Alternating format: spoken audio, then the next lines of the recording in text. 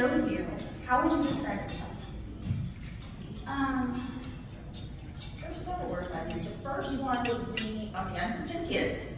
So I'm a family girl, whether it's with my immediate family or with my siblings and extended family. Another one would be stubborn, because I don't know the word no, and that's not always a good thing. So I just charge at anything that I want to try to get or go after and just keep going forward. So I'm very stubborn in that perspective. I don't let anything try to stand in my way. And then the other one would be loving, because I try to love on everybody that I see. That is so true, Kim. So tell us a little bit about your background and how you got your career started and who you are as a person. And somebody may just know the story too. What I call horror stories, I went all the way through nursing school and got to my clinicals and thought I wanted to be a nurse. It's all through life, that's what I wanted to be, and then you start doing that and you realize that's not exactly where I want to be. So I went back to Calhoun Community College and got an associate's degree in computer information systems, and so I actually started a career in healthcare IT. So that's kind of the story, how you go down one path, thinking that's where you want to be, and realize that life has other paths for you. But I also realized that I had to go down that path to get to where I am today. PROJECTXYZ actually started doing healthcare IT consulting work. So had I not went down the path of going to nursing school and figuring that part out, I wouldn't have got to where I am today. So I know the Lord leads you in certain ways, and I just got to learn to trust His path and go where He tells me. That's amazing. And you actually have a very unique business. You and your husband are business partners.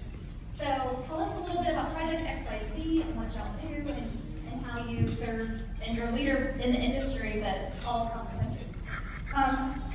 PROJECTXYZ, like I was saying, started as a healthcare IT company. So for the first 5 years, it started with me. At the time, I was a single mom looking for a way to make extra income. So on nights and weekends, I was working just doing healthcare IT work, actually doing the implementation of hospitals throughout the country.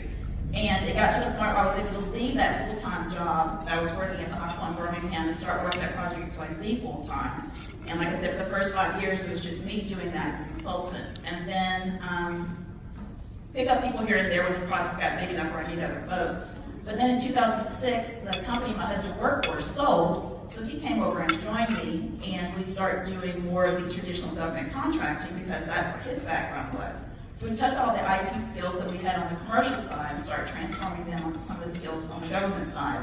And it's just grown from there. So now PROJECTXYZ is an IT, engineering, logistics support, and alternative energy company.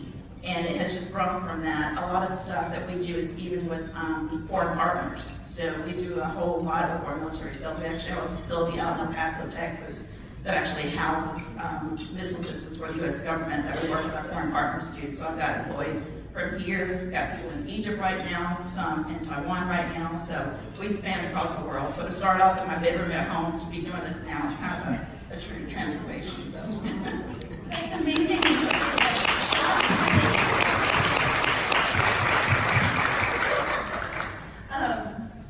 So through all of that, you have this drive, this perseverance, unlike any other leader I've seen. What motivates you?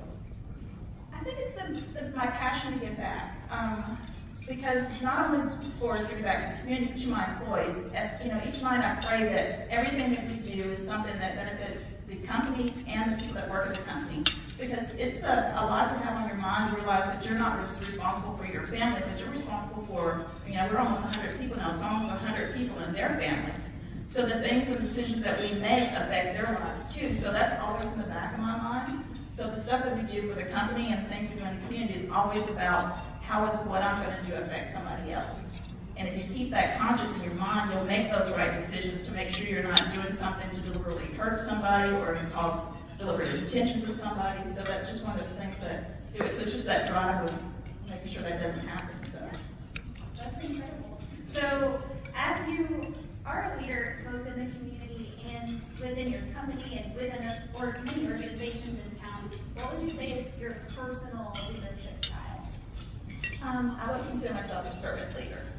because I always want to make sure that everybody has what they need to get their job done. Because if you supply what that is, they'll make their job. Because most people come to work and spend more time there than they spend anywhere else. So they want to be fulfilled. They want to feel like they've accomplished something. So if you can provide some of those skills for them in that process, it'll make their job easier and they'll want to be at work. I mean, so a lot of times, there's people that truly don't like their job. So if you can make it a little bit easier for them, it just makes it easier for everybody, that you're around there at the office. So I would definitely consider myself a servant leader. Yes. I think all of us who know you would say the same thing. As a servant leader, what are your personal core values? There's a lot of them. It's just always put God first. I mean, anything that I do, that's just always there for me. And then the other core values is just to treat people as you want to be treated. Yeah. I mean, it's just those golden rules kind of thing. It's nothing magical or special about it. It's just doing the right thing most of the time. And I think a lot of times we don't always try to think of somebody else in that position. So if you make certain decisions and try to think, okay, how is that going to affect somebody else's life, or how's that going to interfere with something else? It just, I don't know, it's just that conscious, making the intentional decision to do the right thing. Yeah. And I know as women in the WEDC, for those of you who are guests, we value mentorship. And as a member, that's something that I found value as a younger member. Who is somebody in your life that you have learned from and grown from that relationship?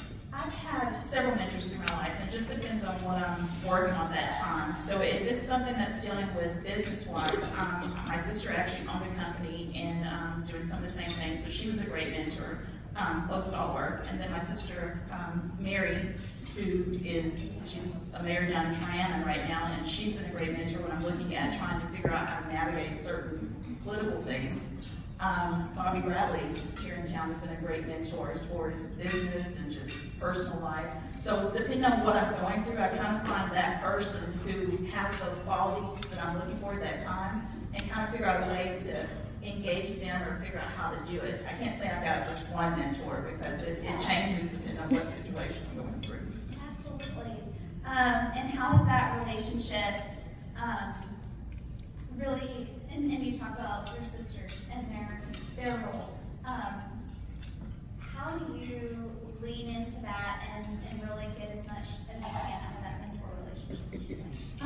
It's one of those things, it's a listen and give kind of thing, because I will say they learn just as much from me as I do to them. So the ladies that I've been mentoring here myself, I'm learning a whole lot from them, because I have to admit, some of the younger generation know technology and a whole lot of other things a lot better than I do. So to have those mentors to help you through certain things, to help get stuff done is great. But then also to just listen. I think a lot of times that people sometimes have great ideas and just want somebody to listen to them. Yeah. So when we're even mentoring certain companies over with BizTech, we actually take the time to figure out what that person really needs and to be able to provide those resources to them at that time. Because I think a lot of times people have great ideas, they just don't know how to go about formulating them into something, tangible. So we've been doing a lot of mentorships on companies, helping to create their idea and formulate it into an actual real business.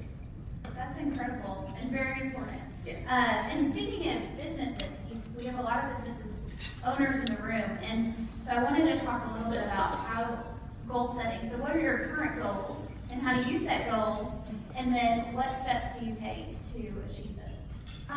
Well, as most of you know, I'm the 2019 chair of the Huntsville Madison County Chamber of Commerce.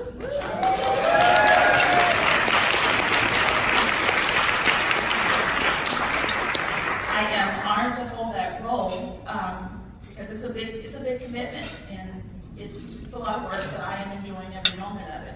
But that was one of the goals I had set a while back.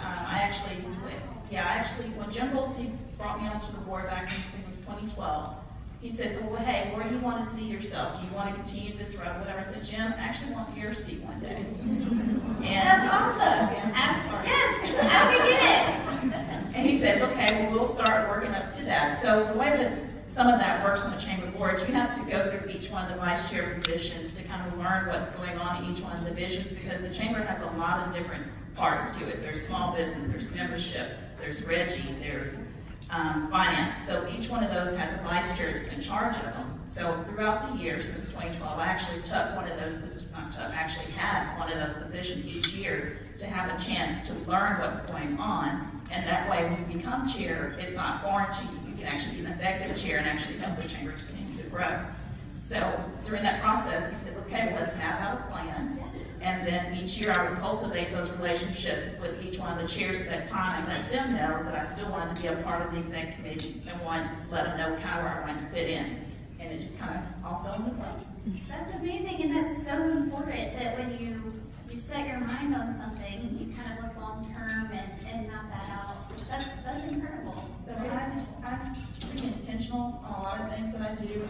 If it's something I'm going after, I try to lay the things in place to make sure that when I get to that goal, then I have the next thing ready to go. So it's good. Yeah, that's a great example. So we also have a lot of business women in the room who, like you talked about, might have an idea for a business plan, and it's scary. And I think it's, that fear of failure, putting your idea and yourself out there. How do you kind of balance the bold venture with that fear?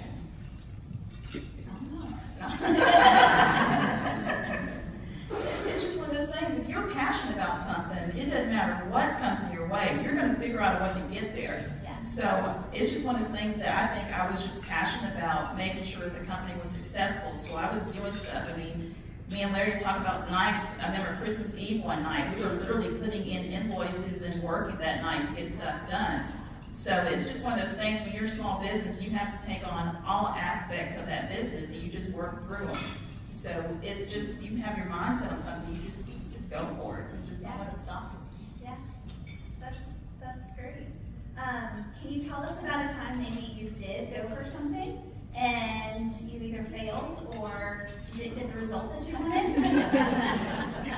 How long have I got now?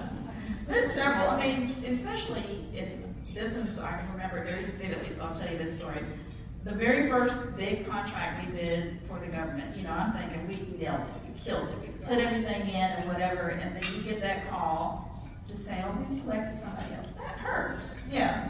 So it's just a lot of those, because as a small business, it was literally me and Larry and 2 other people that wrote this big proposal to put it in. It was the first big one we had done. And we didn't have a big BD team and didn't have all the people we have now, so you put your literally blood, sweat, and tears. I mean, I remember it was a contract out in California, and I remember flying back and forth speaking with customers and stuff. So we invested a lot of time, energy, and money to just be told Larry we didn't win. But Larry had experienced that before. I had. So that kind of hurt. He says, Kim, this will be the first of many of those. So it's just one of those things that you learn through the process. So not to take stuff so personal. Yeah. But there's been tons of time. I've tried several different ventures. We've invested in different companies that may have not, succeeded. You've invested in certain employees that you thought were good, didn't work out. So it's just one of those things that throughout life, there's been a lot of those where they didn't work like you planned. How did you bounce back? I don't think I ever got out of the way. Yeah. It's just. You just keep going. I mean, you can't stop. I mean, when you know that other people are dependent on you, when you know that other things got to happen, you just keep going. You don't necessarily bounce back. You just stop for a second, recover, and go. That's important. So, shifting gears just a little bit, tell us about, as a leader and as busy as you are, and you're a mom, you've got a daughter in elementary school. How? And Larry should be coming through here at the door in a minute, so you had to go pick her up. I said, go pick her up, just drop her off here, and I'll get her home. Yeah. The shuffle is real. It is. So, how do you?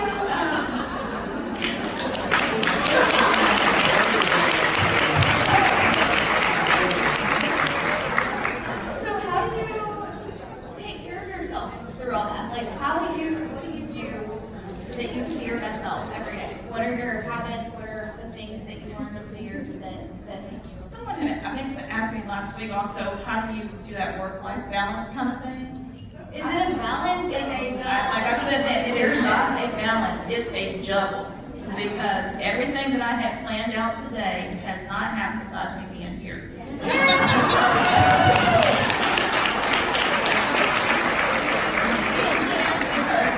And it changes daily because this morning I was supposed to be at something for the chamber but could not make it because I got a call yesterday and said, oh, reminder, you got your MRI this morning for your yearly checkup. So, I mean, it's just one of those things. So literally I did that this morning, and then they're doing construction in place, so something was wrong with the machine a little bit, so it took longer than I anticipated. And so stuff just started trickling downhill from there. And I remember calling you, and then I said, we still on for lunch today?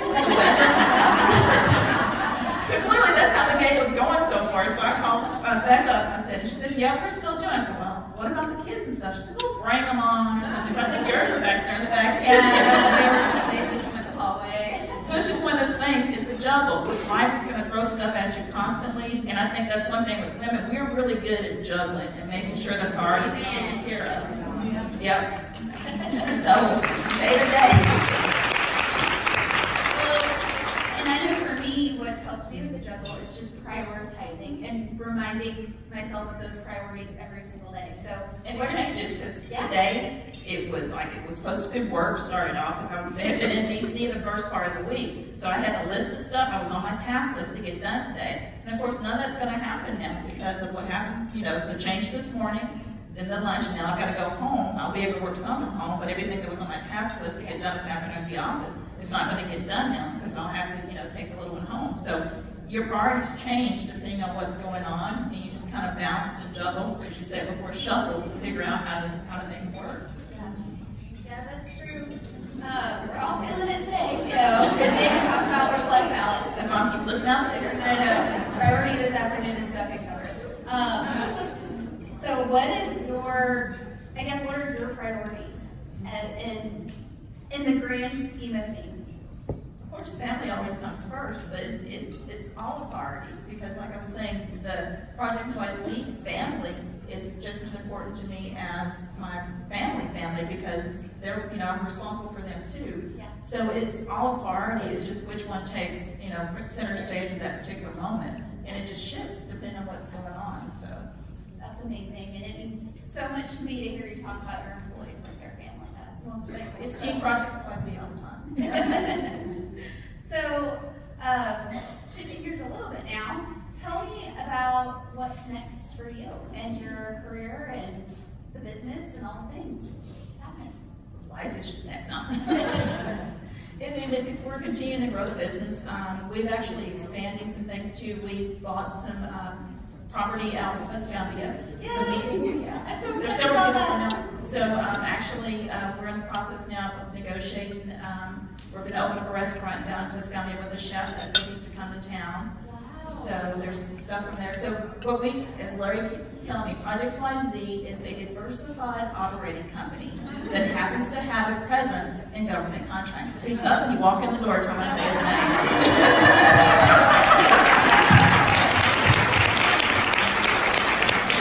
You couldn't have timed that better, Larry. The tears were hurting. Yeah. But as I was saying, it's diversified operating company. That's its token word.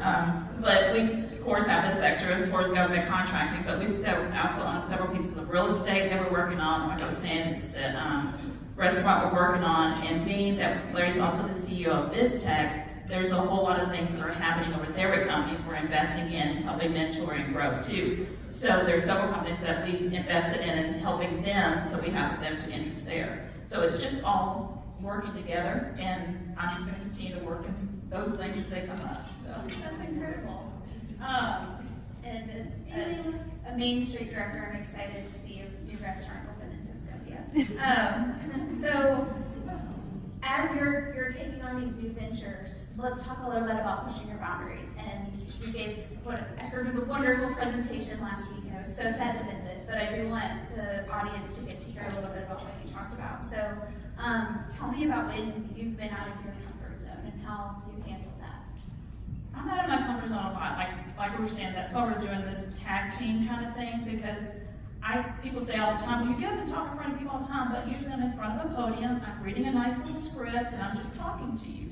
Well, when I get up here and have to talk about me, it's truly, my hands were shaking, and I had to get several people to pray with me because I'm not comfortable doing this. I don't feel comfortable just exposing myself because, you know, as women, we always want to have that persona of always being put together, always looking great, always having everything at the right time. But I don't know when that's ever happened. Well, we never want anybody to see that. That's what I'm saying. We don't want people to see that vulnerability of us. So I think sometimes it's good to show that vulnerability because it still shows you're strong, that you know, can still be resilient and make stuff happen. So I think it's a good thing sometimes to get out of your comfort zone and come up here and just expose yourself sometimes to let people know that it's okay. And if you bumble through stuff, it'll work out too. So Yeah. there's a lot of those uncomfortable things. And also on your table, we create these little cards. And it's some stuff I want to kind of ask you guys to think about too, of times when you've stepped out of your comfort zones. Because I think sometimes we don't want to expose ourselves as being uncomfortable. And Kayla, thank you for creating those. Because I think sometimes we don't feel like we can expose ourselves. But I think the more we see that, and if you see a woman struggling sometime, to help them, to figure out how to do it. And I don't think that sometimes we need to do a better job of that. I think as you see this room full of women in here, each one of us can find somebody else to bring to the table, to bring along, to help out. So I just encourage each one of us to take that opportunity to do that.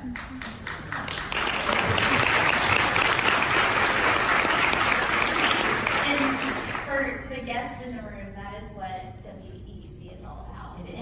And that's why I chose to join WEDC, because it's a place where we all can learn from each other and be on the struggle shuffle bus together. And it's just a great resource.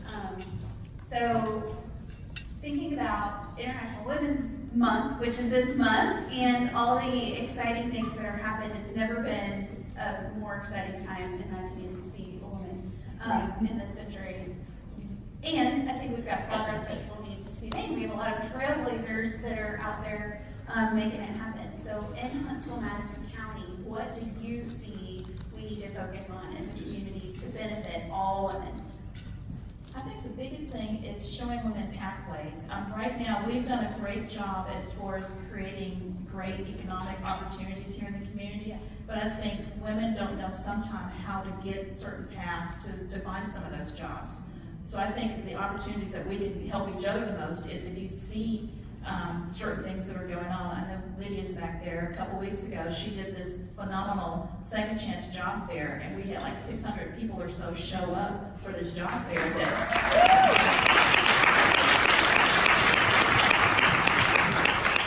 And it was a chance for those people to find a path to get to a certain thing or to get to a job they might not even know existed. So I think it's those times when we've got opportunities to show people how to find that next job or how to find their passion sometime. I think we've got to do a better job of that, because I don't know if people realize that sometimes. I mean, they want certain things but don't have a clue of the steps to how to get there.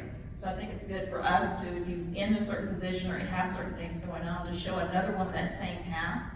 So I know WEDC does a great job as far as mentoring certain women and getting them to their next careers. So I think if we continue to do that, it'll benefit us all. Yeah, and just continue to make a bigger ripple. Yes. Yeah, that's Help the next, help the next. Yeah.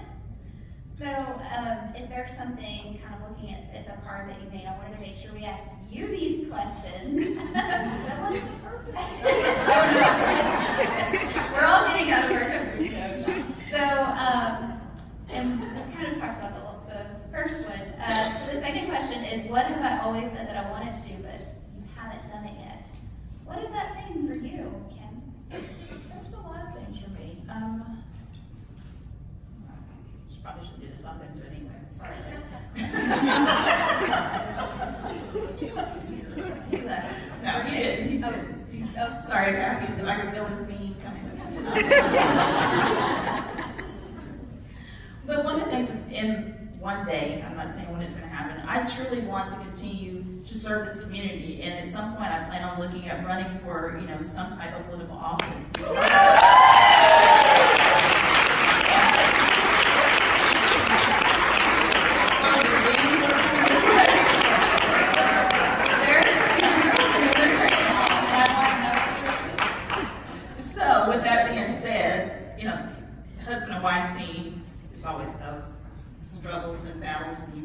have to.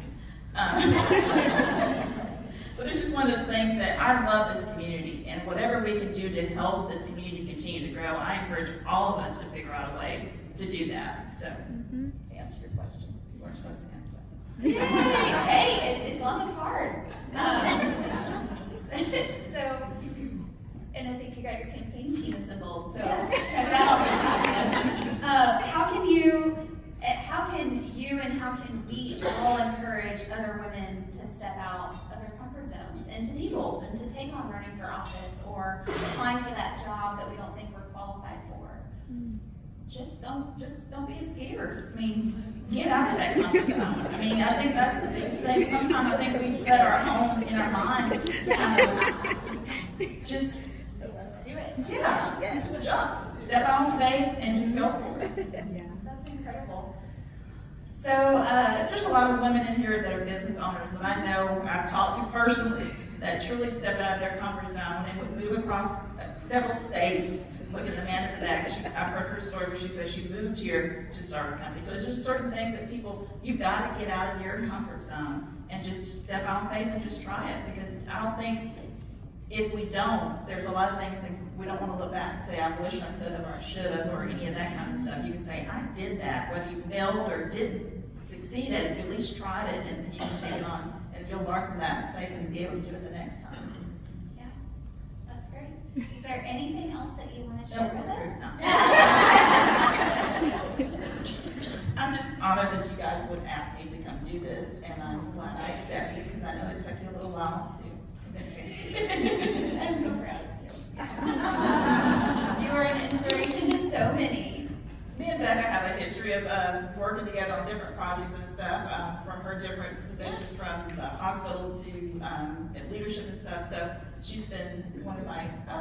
And I'll tell you how I got to know Kim was I came back from maternity leave and it was my very first day and I had an evening event that night and I was a hot mess express and pumping all the things. And Kim stood with me at that event and was just there for me in a way that she was exactly what I needed, just God centered that day. And it was just so comforting not to be alone in that moment. And that's the kind of person you are, and that's what this group is all about. So I appreciate that. Always appreciate the group and especially that.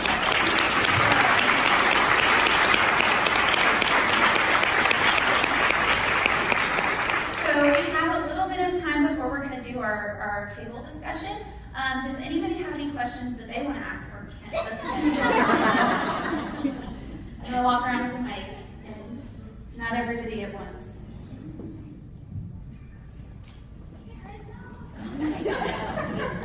I get her.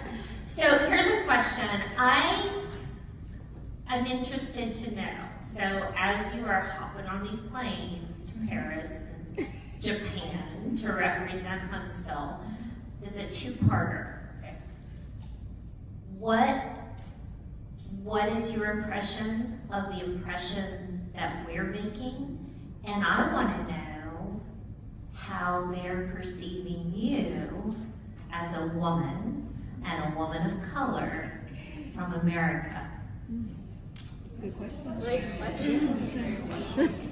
I think when we go to those different places, like to Japan and to other countries, I think that Huntsville does a great job at selling ourselves because the way the community works together to get stuff done is like no other. I know when we went to Japan, that was one of the things that the Mazda Toyota plant actually chose Huntsville because they said we cultivated that relationship. It wasn't just that one trip to Japan. They had been, I think, like a 5-6 year build up to that kind of thing happening. So it's that thing where the community truly cultivates that. And then when they come to town, they said that no one actually takes them around as much as we do when they visit the other cities. I mean, we not only just took them to where we're talking about as far as the plant location, we took them to dinner. We got to know them personally, got to know their families when their kids came over. So it's that building of that, cultivating that relationship. And I think that goes, people want to visit with people they know. Yeah. So if you get to know them, especially come to them, and not always have them come to you, I think that sets a precedence above what was done at other places. And as far as me walking in, there were especially in Japan, there was a couple of looks there at first. I'm telling the truth because, first of all, in a lot of the Japanese cultures, they're not used to women being in the room. And then especially not a woman of color being in the room. But I can't say that I was treated any differently than anybody else was there. I think they respected the position that I was in, and once they got to know me, engaged, I mean, still when they come to town now, we still chat and talk. So I think it's one of those things that they build the trust, and I think it just kind of cultivates from there. But I don't meet a stranger. I talk to everybody, so I mean, it works.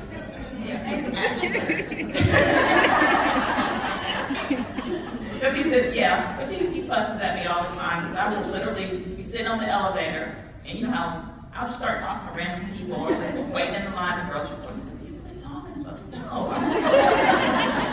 Because he's an introvert, and he hates doing that stuff, but it forces him to engage with the people too, so love you. Yeah. We have time for a couple more questions. Is there another one in the audience? Yes. Sean. Me and Sean went to high school together, so I don't know what she could ask. We won't go there. Okay. Whenever you're doing big things, and I tell you, you walk through different seasons, but I'd like to know when you get to that point where it's just enough, where family and business and just done has meant well done, and you want to throw in the towel.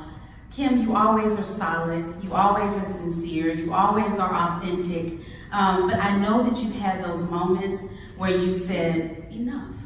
And so I'd like for you to share with us, what do you do in those moments?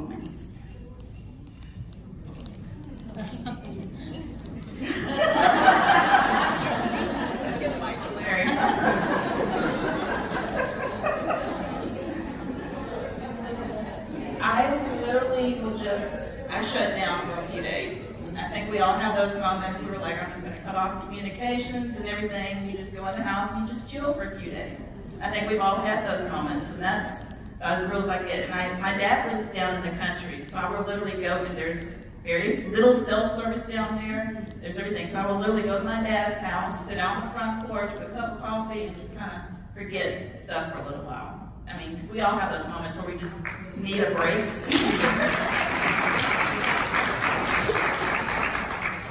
Would you agree with that, Larry? I'm sure you can add to it. Okay. Yes, Peter. Yeah.